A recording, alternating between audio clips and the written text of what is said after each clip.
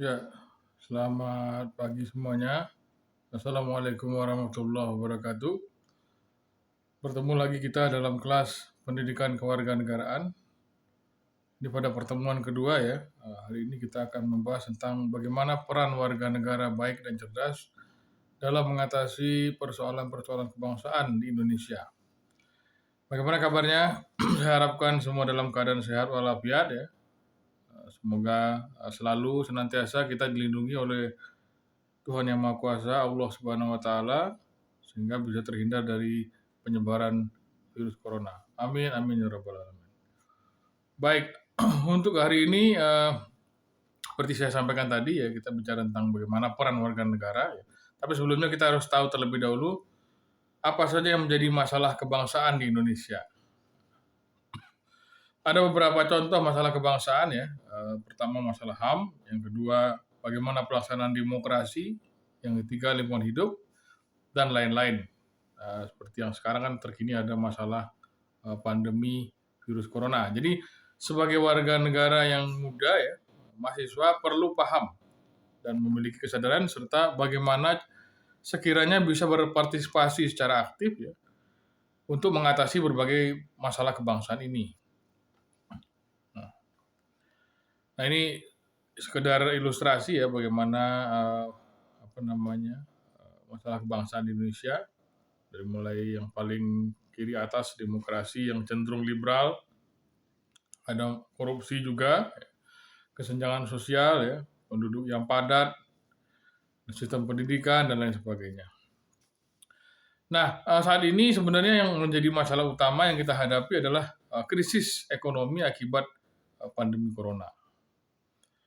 Nah, hal ini kita bisa lihat dari awal pandemi sampai sekarang kita senantiasa mengalami krisis berupa terkait masalah produksi, karena kan ketika pandemi muncul semuanya lockdown, pabrik-pabrik dibatasi ya.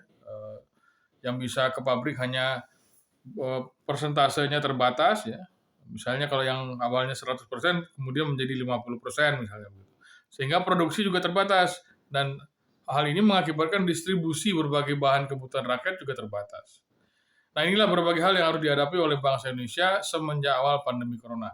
Sebenarnya tidak hanya Indonesia yang mengalami ya, berbagai negara lain juga mengalami hal yang sama. Cuma persoalannya siapa yang bisa recover lebih cepat, itu yang menjadi persoalan kalau untuk menghadapi masalah krisis akibat pandemi corona ini. Nah ini ilustrasinya ya, pada tahun 2020 awal kita terkena atau dilanda pandemi corona. Nah, mahasiswa sebagai bagian dari komunitas akademik, ini kan mahasiswa ini memang bagian dari kaum intelektual ya.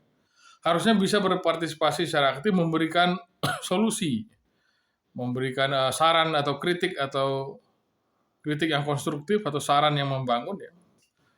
Yang bisa mendorong pemerintahan dan rakyat menuntaskan berbagai masalah kebangsaan yang dihadapi oleh bangsa dan negara Indonesia. Nah, solusi cerdas dari mahasiswa ini sebenarnya ditunggu ya untuk memberikan inovasi-inovasi ya, baik itu berupa penyelenggaraan seminar maupun juga bisa berupa tulisan-tulisan atau artikel di media gitu ya. Nah, pada dasarnya mahasiswa tetap tidak terlepas dari perhatiannya terhadap bagaimana kondisi real dari bangsa dan negara Indonesia. Sehingga seperti saya bilang tadi, pemerintah dan rakyat bisa bekerja sama untuk keluar dari krisis akibat pandemi corona.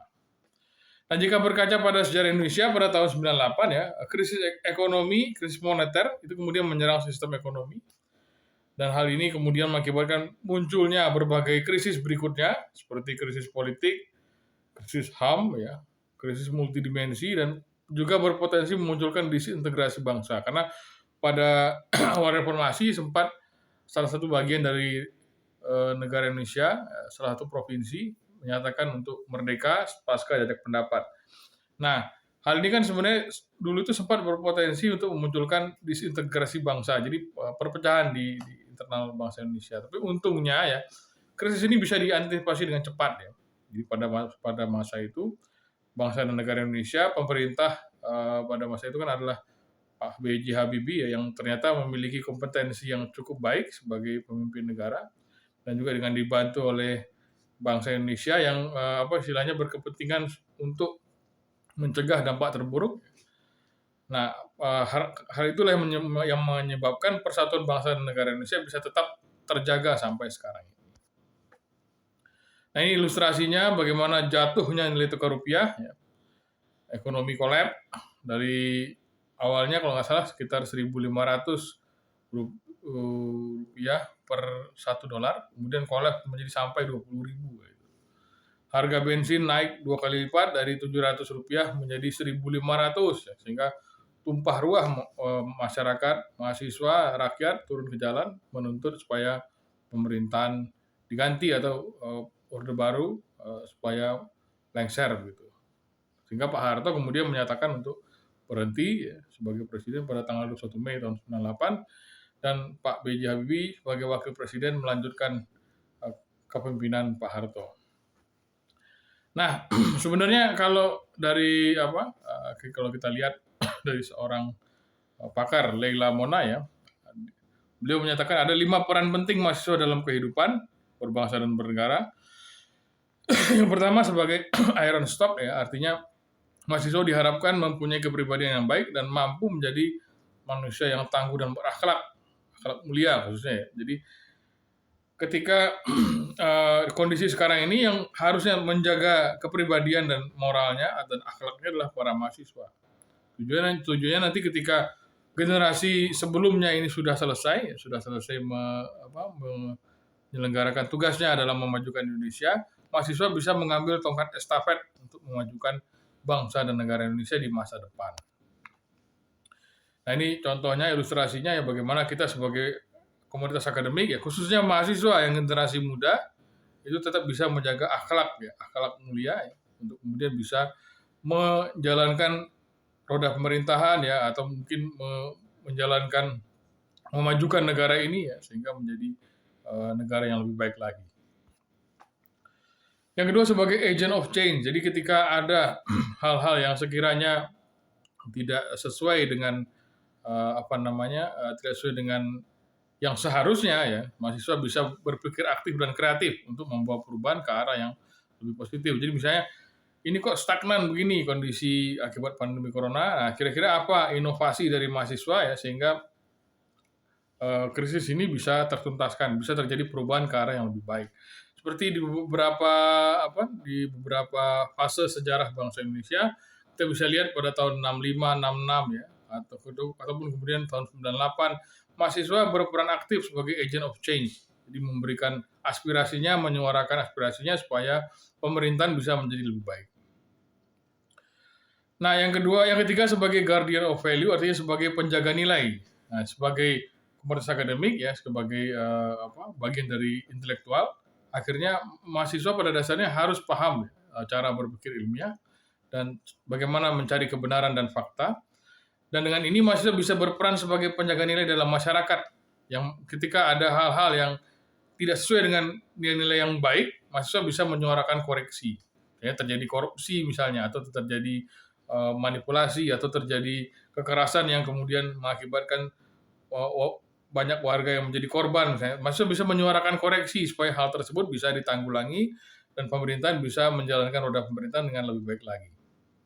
Nah, itu yang ketiga. Yang keempat, ini ilustrasinya, ya, ada pada 98 sempat terjadi demonstrasi mahasiswa yang tujuannya sebenarnya untuk perbaikan sistem, supaya sistem pemerintahan kita, sistem ekonomi politik bisa menjadi lebih baik lagi.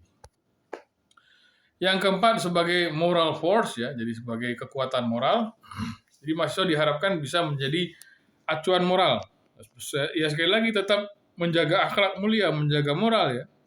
Dan ketika ada kesempatan untuk membawa bangsa ke arah yang lebih baik, mahasiswa bisa menjadi penggerak perbaikan dalam kehidupan berbangsa dan bernegara, khususnya perbaikan moral. Kalau ini kan Suhogi, salah seorang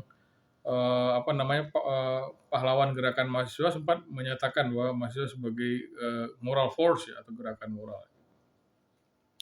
Yang kelima sebagai social control. Jadi jika ada berbagai ketidakberesan atau tidak sesuai dalam masyarakat, mahasiswa seharusnya bisa menyuarakan kritik konstruktif, ya, dan saran kepada pihak-pihak yang berwenang, ya, dalam hal ini adalah pemerintah, ya, dari mulai pusat sampai daerah, guna mewujudkan perbaikan dalam masyarakat.